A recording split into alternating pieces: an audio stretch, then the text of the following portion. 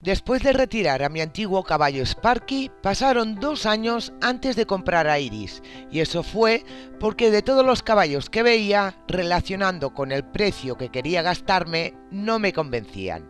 A través de un anuncio fui a ver un caballo, y conocí a una persona que compraba y vendía caballos, pero también los compraba sin domar, los domaba y los revendía. Fui a visitarle un par de veces por 2 caballos. En estas 2 visitas, el chico ya sabía qué clase de caballo buscaba.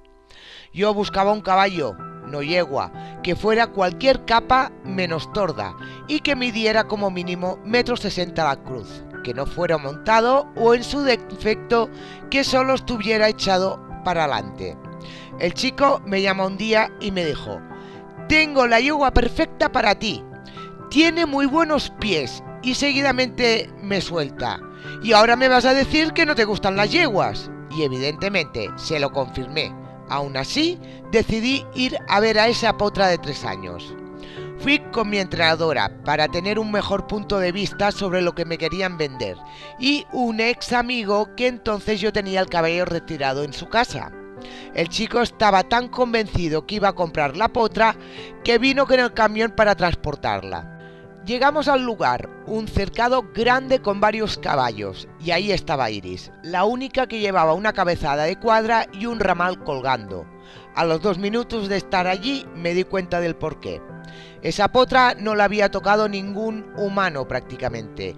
El chico estuvo allí el día anterior intentando cogerla para ponerle la cabezada, y creo que me dijo que al final tuvo que lanzarle el lazo para ponerle la cabezada con el ramal.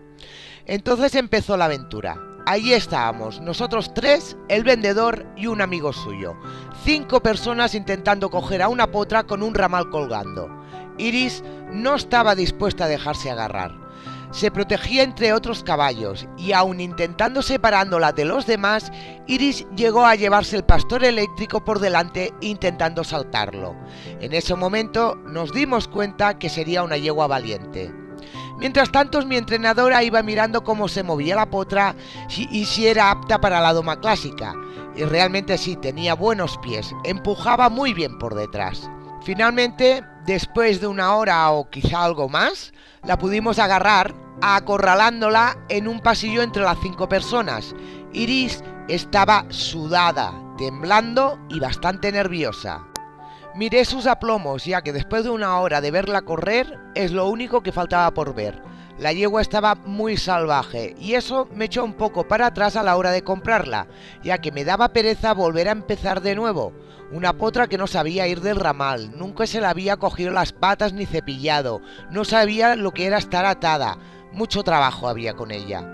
Finalmente decidí quedármela y empezamos a hablar de precio. Recuerdo que por 50 euros casi no la compro, pero al final la compré. Ya casi cuando nos íbamos, mi ex amigo quiso comprar otra potra que había allí, Bella, una potra española de 4 años, y era muy cariñosa, no arisca como Iris. Así que al final Iris vino con su amiga Bella a la finca de mi ex amigo. Dejamos las 2 yeguas en un paddock más pequeño para no juntarlas con otros caballos que habían, mi caballo retirado y una yegua que él tenía. Bella e Iris, al conocerse y viajar juntas a un nuevo sitio, se hermanaron mucho e iban juntas a todos lados, comían juntas y donde iba una, iba la otra. Lo primero que hicimos cuando llegamos a casa es quitarle la cabezada a Iris.